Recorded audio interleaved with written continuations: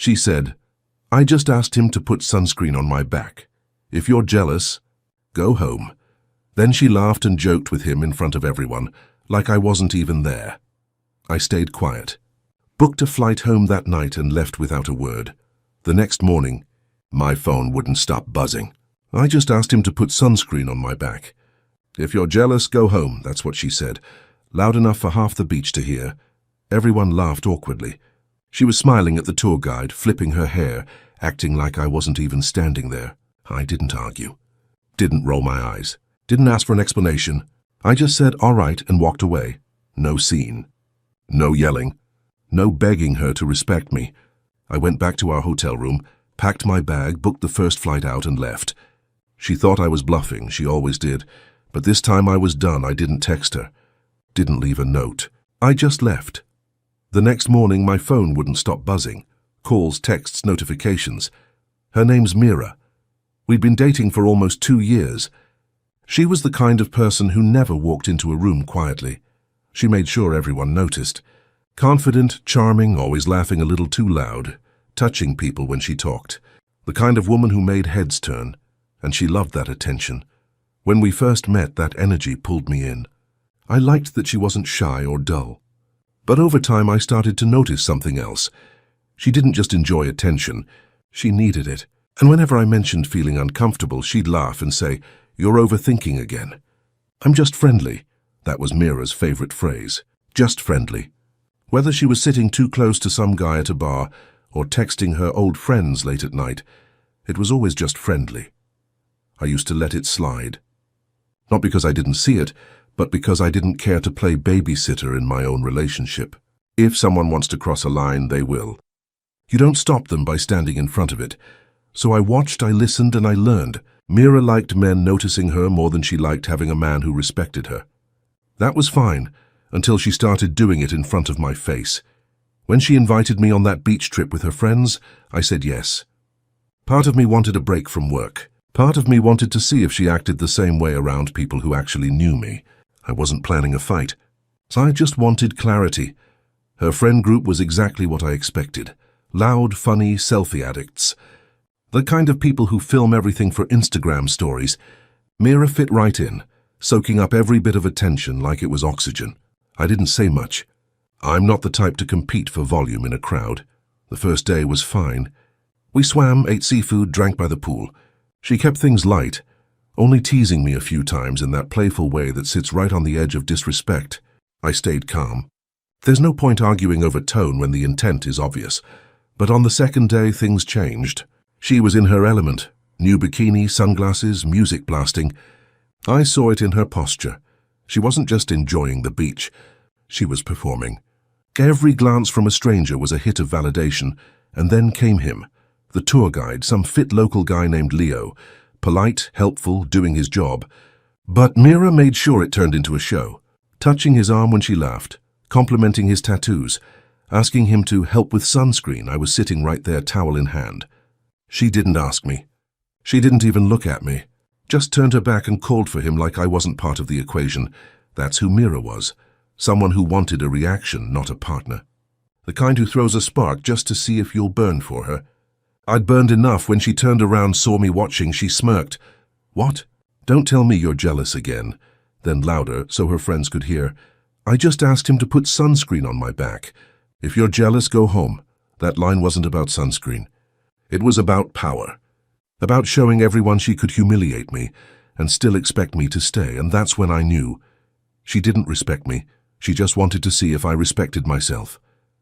For a second, everything froze. The music, the laughter, even the sound of the waves seemed to pause after those words left her mouth. "If you're jealous, go home." Half the group stared at me. Half stared at her, waiting for something, and a fight, an apology, maybe a joke to smooth it over. But I didn't give them any of that. Mira was still smirking, her sunglasses low on her nose, watching me like I was supposed to perform, supposed to play the part of the insecure boyfriend so she could feel superior. She wanted a scene. Instead, I gave her silence. I didn't look angry. I didn't flinch. I just said quietly, "Okay." And that single word must have hit her harder than yelling ever could. because her smile faltered for half a second, then came right back. Fake and too bright. Oh, come on, don't be dramatic, she called out, loud enough for everyone to hear. He's so sensitive, right? Her friends laughed awkwardly. The kind of laugh that doesn't sound like fun, more like fear of tension. Nobody actually found it funny. I didn't respond. I just picked up my towel, shook off the sand, and started walking. She kept talking behind me, her voice chasing me up the shore. Are you seriously leaving? Adam, come on, don't ruin the mood. You can sulk later, we're having fun. I didn't turn around, because when someone publicly disrespects you, looking back is just volunteering for more. Back at the hotel, I could still feel the sun burning on my shoulders, but inside, I was calm. Too calm. That's when I knew it was over. Real endings don't come with yelling or tears. They come with quiet certainty. I took a shower, packed slowly, methodically, folded shirts, unplugged chargers. Every movement felt like reclaiming a little piece of myself I'd given away over time. By the time I zipped my suitcase, the noise of the beach felt miles away. She texted once. Seriously? You're going to act like a child because I made a joke? I didn't answer. Then came another. If you walk out over this, don't bother coming back. I smiled. Not out of spite, but because it made my choice easier. I'd already walked out. Downstairs, I stopped by the front desk. The clerk recognized me from check-in and smiled. I smiled back, handed over the room key and paid for my share. He asked if the other guest, Amira, thought would be checking out too. Not yet, I said. She's staying a little longer. He nodded. Outside, the air smelled like salt and sunblock. I shuttled to the airport, was idling by the curb. I climbed in, set my suitcase down, and watched the resort fade behind me through the window. No guilt. No second thoughts, no music. Just peace. On the ride, I scrolled through my gallery. Photos of us smiling, laughing, looking happy. They all looked fake now. Not because she was pretending, but because I had been pretending everything was fine. She didn't want a partner. She wanted an audience, and I was done playing her mirror. At the airport, I bought a coffee, checked the next available flight home, and booked it. The attendant asked if I wanted insurance for cancellations. No need, I said. I'm not changing my mind. I boarded without hesitation. No long goodbye, no movie scene reflection out the window. Just a man leaving something he should have left long ago. When we landed early the next morning, I turned my phone back on. Within seconds, it started buzzing, messages pouring in one after another.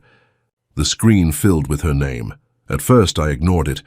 Then curiosity won for a moment, and I opened the preview of one message. Are you really doing this? You just left?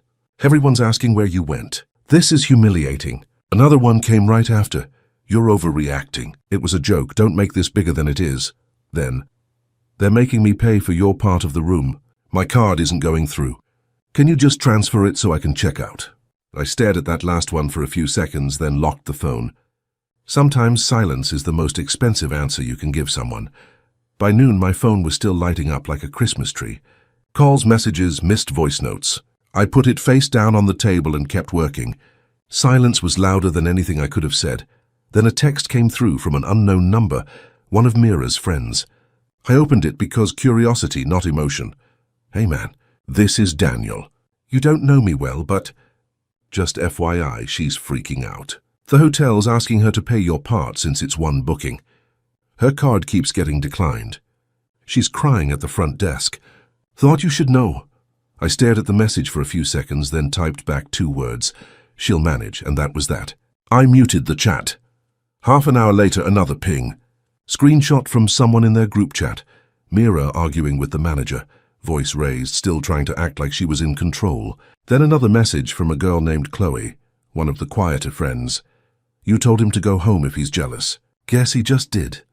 No one replied after that. By evening, she must have realized no one was coming to save her. The tone of her messages shifted from angry to panic to sweet. Please, I'm sorry. Can we just talk? You embarrassed me by leaving like that. They're making me look stupid. And then finally, the hotel won't let me check out. Just transfer the money, please. I didn't answer. I just scrolled through them slowly, watching her words twist from arrogance to desperation. It wasn't about the money. It was about control.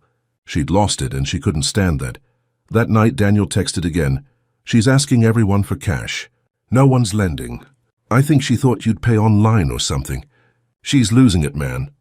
She said you left her stranded. I sent a final reply. She told me to go home. He didn't text again. A few hours later, she posted a story. A photo of the beach at sunset captioned, "When you love someone insecure, they'll always find a reason to run." The comments were brutal. Her own friends called her out. Strong women don't humiliate their boyfriends in public. He didn't run, you pushed him. She deleted it within 10 minutes. But by then, screenshots were everywhere. For the first time in a long while, I didn't feel like I needed to defend myself. People had seen what they needed to see. You can fake affection, but you can't fake respect. By the second night, her tone changed again. Softer, slower. "I'm sorry.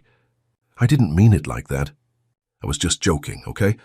Can we fix this?" Then another minutes later. "I hate that you can just leave and not care." She was wrong about that part. It wasn't that I didn't care. I just stopped trying to care for someone who never cared back. Daniel sent one last text the next morning. Hotel finally got paid. She had to call her mom to wire money. Whole thing was awkward. Then a laughing emoji. I didn't reply. I didn't need to. I turned off notifications and went for a walk. The air felt cleaner somehow. Maybe it was just the absence of noise. Sometimes you don't need to destroy someone's ego. Just stop feeding it. Reality takes care of the rest. A week went by before she called again. Different number this time. I almost admired the persistence. I let it ring twice, then answered. The first few seconds were just silence. Then a shaky voice. "You really left me there, Adam. I had to call my mom for money. Do you know how humiliating that was?" Her tone wasn't angry anymore. It was small, scared. I didn't say anything. "Just let her talk. You didn't even check if I was okay. After everything we've been through, that's how you treat me." Over one stupid comment? I finally spoke, calm and even. "No, Mira, not over one comment. Over every moment you thought disrespect was cute. Every time you made me feel invisible." That sentence on the beach was just the last one. She tried to cut in. "I was joking." "You weren't," I said. "And even if you were, it still told me everything I needed to know." For a few seconds, all I heard was her breathing. Then she said softly, "You didn't even fight for me." I almost laughed, not cruelly, just at the irony. "You told me to go home, Mira. I just listened." Silence again. Then she whispered, almost resentful, "You've changed." "No," I said. "I just stopped mistaking your chaos for passion." She hung up after that. No yelling, no crying, just a deadline. It felt like the quiet after a storm that had lasted too long. That was the last time we spoke. I didn't block her. I didn't have to. She stopped trying. And honestly, that silence felt better than closure ever could. A few weeks later, I started talking to someone new. Her name's Claire. Works in marketing, calm voice, kind eyes, zero drama. We met at a client dinner. We talked about books, travel, and how peaceful it feels when people communicate like adults. She didn't flirt for attention. She listened, laughed at the right moments, and didn't make everything about her. It felt easy, refreshing even. I didn't rush it, didn't compare, didn't tell her about Mira. She didn't need to know. What mattered was that when she spoke, I didn't feel like I had to defend myself just to be heard. Sometimes peace feels so unfamiliar that you mistake it for boredom. But after Mira, I knew better. Peace isn't boring as it's healing. A few days ago, Daniel texted again, one last time. "Hey man, just FYI, Mira's back home. Heard she's been telling people she learned her lesson." "Not that it matters," I replied with a simple "wish her well," then muted the thread. I didn't hate her. I didn't forgive her either. I just stopped caring. Some people don't learn from losing you. They only learn when the bill arrives, and literally and metaphorically. I don't hate her. I don't wish her pain. But I'm glad I left when I did, before I forgot what peace felt like. Now every morning feels quieter, not empty, just peaceful. So yeah, maybe I did go home, but for the first time in years, it actually feels like home. If you were in my place, what would you have done? Would you have stayed and argued, or walked away like I did? Thanks for listening. Seriously. Sometimes the hardest stories to tell are the quiet ones, where you don't scream, don't fight, you just leave.